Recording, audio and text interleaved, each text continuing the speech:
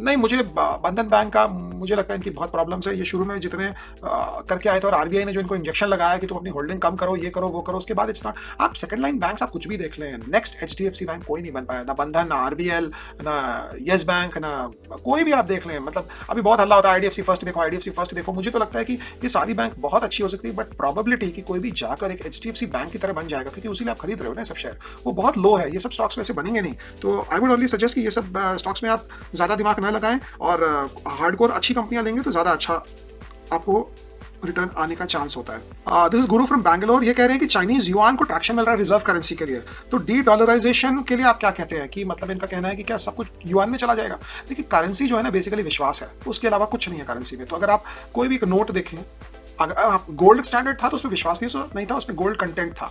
जैसे ही gold standard खत्म हुआ, जैसे ही कागज के ऊपर रुपया छपने लगा, डॉलर छपने लगा, वो सिर्फ ट्रस्ट और विश्वास का गेम है कि किसी सेंट्रल बैंकर ने कहा है कि इसके ऊपर $100 लिखा है, मतलब इसकी कीमत $100 है। आप उस कागज को बेचने जाएं तो उसको शायद 5 पैसा ही कोई ना दे आपको नॉर्मली, बट क्योंकि सेंट्रल बैंक ने लिखा है उसकी कीमत $100 है। तो ट्रस्ट क्या आपको चाइनीज गवर्नमेंट पे हो सकती है? कि आपको युआन पे ट्रस्ट हो सकती है कि मैं सारे पैसे उठा के युआन में डाल दूं, चाइनीज कंपनीज में डाल दूं? तो ट्रस्ट अगर नहीं होगा दुनिया में, अगर ट्रस्ट होती है तो कैपिटलिज्म पे होती है, डेमोक्रेसी पे होती है, कि यहाँ कोई मनमानी नहीं कर सकता है। अगर डेमोक्रेसी नहीं है और कैपिटलिज्म नहीं है तो ट्रस्ट आता नहीं है। तो जितना ही चाइना क्यों ना बोल दे, मुझे नहीं लगता है कि चाइनीज करेंसी जो है वो कभी भी एज एन ऑल्टरनेटिव उठ कर आएगी, बिकॉज लोगों को ट्रस्ट ही नहीं होगा इतना चाइनीज करेंसी में पैसा लगाने का। और ये बहुत सालों से बात हो रही है कि रूबल और युआन और ये सब मिलकर अपनी करेंसी बना ले। आप बना लीजिए, आप आपस में खुश हो जाइए कि हाँ भाई ये सब है, बट आपको जो भी आप बनाएंगे, पहली बात है डेमोक्रेसी है नहीं चाइना में। कल को वो बंद कर सकते हैं कि हम किसी को फॉरेनर को पैसा नहीं निकालने देंगे, फिर आप क्या करेंगे उसका?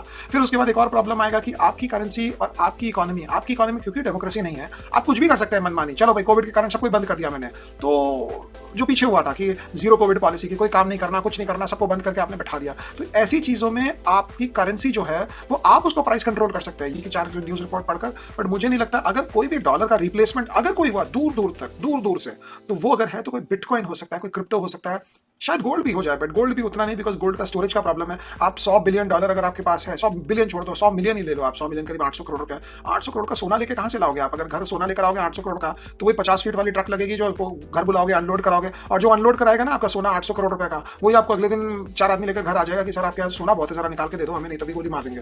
तो ये सब करेंसी को स्टोर करना डिफिकल्ट होता है। हाँ, अगर आप बोलेंगे कि सोना लाना क्यों है, हम सॉवरेन बॉन्ड ले लेंगे, हम उसको डीमैट में रख लेंगे, फिर तो विश्वास की बात हो गई वापस। गोल्ड तो आपके पास आया नहीं, आप तो डीमैट में रख रहे हैं उसको, you are trusting someone else. तो ये इतनी कॉम्प्लिकेटेड चीज है, इतना दिमाग नहीं लगाना चाहिए। मैं तो कभी दिमाग ही नहीं लगाता हूँ इतने ये सब चीजों के ऊपर कि अगर चाइना ये कर देगा तो रशिया ये कर देगा तो अमेरिका ये कर देगा, बिकॉज अल्टीमेटली हर आदमी को पता है कि कितना करना ठीक है और कितना करना ठीक नहीं है। तो ग्लोबली अगर आप देखेंगे तो हर आदमी का अपना एक व्यू बनता है, जिस व्यू के हिसाब से हम इसको आगे ले जाते हैं। कह रहे पहले मैं बड़े बड़े शेयर खरीदूं क्या निफ्टी वाले, उससे पैसे बनाऊं, उसके बाद बहुत पैसे बना लूं, उसके बाद मैं छोटे छोटे लूं और सीखूं चीज को, सब कुछ ठीक है। लेकिन अगर आप बहुत बड़े शेयर लोगे ना, बड़े वाले जो हाथी जैसे हमारे, जिसको मैं कहता हूँ टीसीएस हुआ, इन्फोसिस हुआ, रिलायंस हुआ, तो उसमें बहुत बड़ा पैसा नहीं बन सकता। I will not try and discourage and से नहीं आप लोग आपके पैसे बन जाएंगे, नहीं बन सकता उससे बड़ा पैसा। उससे आप सिर्फ इन्फ्लेशन बीट कर सकते हैं, उससे आप बैंक एफडी से ज्यादा कर सकते हैं। जिसने भी पैसे बड़े बनाए वो छोटे शेयरों से बनाए।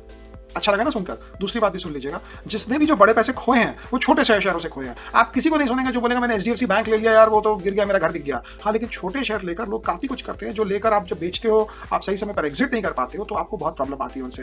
तो उस कॉन्टेक्स्ट से आपको देखना पड़ेगा कि आपको सीखना है ज्यादा कि आपको ट्राई मारना है। शुरुआत के लिए बड़े शेयर लें, किताबें पढ़ें, जितनी आप किताब पढ़ेंगे उतना आप सीखेंगे। 1 नहीं 2 नहीं 10 15 20 किताब पढ़ें, और ये नहीं कि लाइब्रेरी बना लें कि हमको 500 किताब पढ़नी हो, 1000 किताब पढ़नी हो, दिखाना है कि मैंने कितनी पढ़ लिया। क्योंकि ज्यादा पढ़ने से कंफ्यूजन ही होता है, बिकॉज 18 महीना आपने झेल लिया ये मंदी। 18 महीने की मंदी तो मुझे याद नहीं 2001 के बाद मैंने देखी है। क्लोजेस्ट थी 2008-9, 2008 में बाजार गिरा था जनवरी से, और 2009 मार्च में बॉटम हो गया था। तो मुझे लगता है हम कहीं ना कहीं यहाँ पे बॉटम होना ही होना है। 4 लाख लगाए उन्होंने 40 स्टॉक में लास्ट 3 महीने, 4 लाख 40 स्टॉक में, ये क्या कर लिया sir? Average P 25 overall at no profit no loss, position in small and mid caps, I want to do accumulation in coming 6 months by buying at dips. नहीं, सब कुछ राइट है, 25 पी सब कुछ ठीक है, बट 4 लाख रुपया 40 स्टॉक में आपने डाला है। 4 लाख रुपए के लिए 40 स्टॉक, तो फिर आप तो म्यूचुअल फंड ले लेते हैं, आप ईटीएफ ले लेते, वो ज्यादा अच्छा रहता। मतलब आपको अगर समझना है मार्केट कैसा है, क्या हो रहा है, आप राइट हो रहे हैं, रॉन्ग हो रहे हैं, तो दूसरी बात है। बट 4 लाख रुपया 40 स्टॉक में डालकर मुझे नहीं लगता है कि आप बहुत बड़े अमाउंट से मार्केट को आउट परफॉर्म कर जाएंगे। आपको 40 स्टॉक डालने के लिए अगर 30 40 50 करोड़ हो, तब तो फिर भी आदमी समझे चलो भाई ठीक है, आप प्रोटेक्शन करना चाहते हैं। लेकिन 40 स्टॉक डालकर कोई अमीर नहीं होता है, अमीर होकर लोग 40 स्टॉक डालते हैं। लेकिन 4 लाख के लिए 40 स्टॉक तो बहुत ज्यादा डाइवर्सिफिकेशन, इतनी जरूरत ही नहीं। डॉलर पे बैरिश है, लेकिन जब से बैरिश है यूएस डॉलर पे, जब से मैं देख रहा हूँ 30 का डॉलर 82 तो हो गया, तो क्या बोलूँ उसके बाद। आर्य कटोच कह रहे हैं sir I created 30 stock portfolio last year it's 25% up only due to defence and ITC now defence sector is going down should I exit. देखो मुझे डिफेंस शुरू से ही समझ नहीं आता था बिकॉज मैं बोलूंगा क्या, B2B में पैसा बनाना बहुत डिफिकल्ट है। B2B व बिजनेस टू बिजनेस, आप गवर्नमेंट में सप्लाई कर रहे हो तो आप टेंडर प्रोसेस में जाओगे, आपसे नीचे कोई बिड कर देगा तो आप एक्स्ट्रा पैसा तो बना नहीं सकते हो। और दूसरी बात है आईटीसी तो मुझे भी समझ नहीं आया कैसे डबल हो गया, नीचे से डबल हुआ, आपने पैसे बनाए अच्छी बात है, बट ग्रोथ बिना तो स्टॉक चलते नहीं है। तो मैं बुलिश पहले भी नहीं था, उसके बाद सारे स्टॉक्स चले भी हैं, आज भी बुलिश नहीं हो डिफेंस पे और आईटीसी पे, तो आप अपने हिसाब से देख सकते हैं। Asked one question many time but didn't get your response. Question is, आप बड़े कंपनियों में बजाज फाइनेंस में जहां AUM 2.5 लाख करोड़ है और मार्केट कैप 3.5 लाख करोड़ है, आप इतने बुलिश क्यों हैं, जबकि चोला इनके हिसाब से 1 लाख करोड़ के AUM में 60,000 का मार्केट कैप है। देखो दो चीज़ है इसमें, हमारे स्मॉल केस में है तो ऑब्वियसली वहाँ पे फिर बायसनेस आती है।